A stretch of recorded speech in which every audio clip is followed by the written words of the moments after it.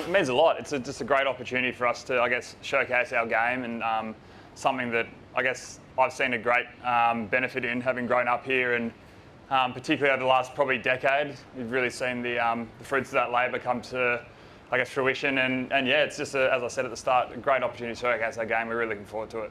The Swans have consistently been finals contenders over recent years. What do you think it will take to see the club go that one step further in 2024? Just a good year, a good quality, consistent year. We feel like we've got a great mix of experience and youth, and we've got a lot of games under our belt together now. So, you know, we're feeling confident in ourselves, but also respectful of the work we've got to do as well. We're still not quite there, but we feel we're confident we're heading in the right direction. Bit of a new era, first full season without Bud, young forward line. How excited are you for what's going to happen? Yeah, in answer to your question, I hope it is a new era, start of something pretty exciting. I like to think we've been building for quite a number of years, probably throughout those COVID ones where I feel like we really gelled and I guess united as a team. But as I said earlier, like we've probably had 50 to 100 games into a lot of our players, and we've played a lot of footy together now. So we're really confident in, I guess, knowing our own game and our teammates' games. So hopefully it is the start of something, but not disrespecting the fact that it takes hard work and still got to put the runs on the board as well. Has Brodie provided any intel at all? Brody hasn't given us anything.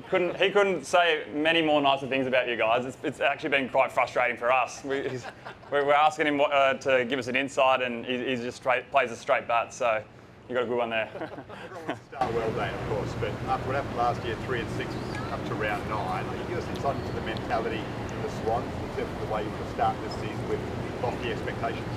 I think it's the same for every year, to be honest, mate. Last year was quite unique, where we lost a number of key players very early on. So to be comparing those two seasons would just be probably quite pointless. But like you said, it is important, I guess psychologically more than anything, to get a start, to hopefully build some momentum. But it's not everything. But yeah, we just want to put on a good show this weekend in front of our home crowd and home state, more so than anything. You've got three very experienced. So you're confident the midfield can overcome those absentees? I mean, Luke Parker, Taylor Adams, captain obviously Cal Mills. I mean, how do you overcome that going into the Yeah, I'm quietly confident. I mean, we've seen what the names like Chad Warner, Errol Gordon, even Gussie Sheldrick, who's, you know, probably, I don't even know how many games he's played, probably just under 10, but he's come in and played a really important role.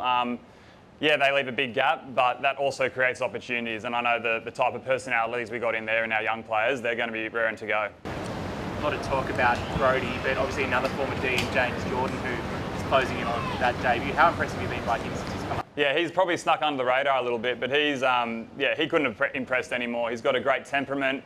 Nothing seems to faze him. He's got a great relationship with all the players. He's really confident. He's really popular. I'm sure he's really confident too. But he's come in and just made a difference. He's provided a great bit of depth and probably a little bit of experience as well.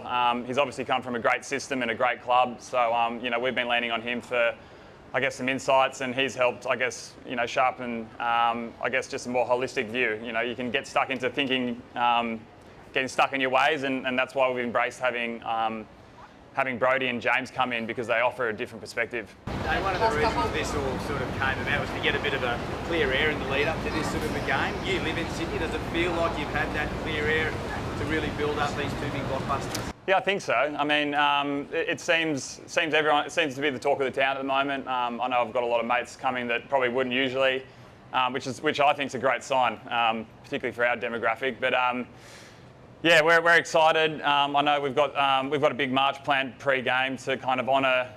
We're celebrating our 150th year as well, so we're going to have big portion of the club there, past players. So we're looking forward to putting on a show and celebrating what's come before us.